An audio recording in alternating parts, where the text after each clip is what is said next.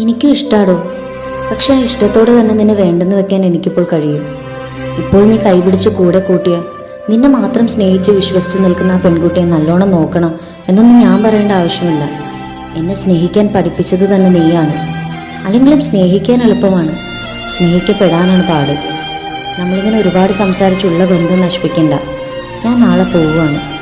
ഇനി ഒരിക്കലും കണ്ടുമുട്ടാൻ ആഗ്രഹിക്കാത്ത ഒരുപാട് ഇഷ്ടമുള്ള രണ്ട് പരിചിതരായി നമുക്ക് പിരിയാം. ഏറ്റവും ഇഷ്ടമുള്ള കുറച്ചു പേരുടെ പേര് പറയാൻ ആവശ്യപ്പെട്ടാൽ എത്ര പേരുകൾക്കൊടുവിലാണ് നാം നമ്മെക്കുറിച്ച് ഓർക്കുന്നത്. എനിക്ക് എന്നെ തന്നെയാണ് ഏറ്റവും ഇഷ്ടം എന്ന് പറയാൻ നമുക്കിപ്പോഴും കഴിയാറില്ല. അങ്ങനെ കഴിയുന്നിടത്ത്, നാം നമ്മെ സ്വയം ചേർത്ത് നിർത്തുന്നിടത്ത് വെച്ചാണ് സത്യത്തിൽ ജീവിതം മാറി തുടങ്ങുന്നത്. അങ്ങനെ ഒരു യാഥാർത്ഥ്യത്തിലേക്കുള്ള യാത്രയാണ് നിമ്ന വിജയ് എഴുതിയ ഏറ്റവും പ്രിയപ്പെട്ട എന്നോട്.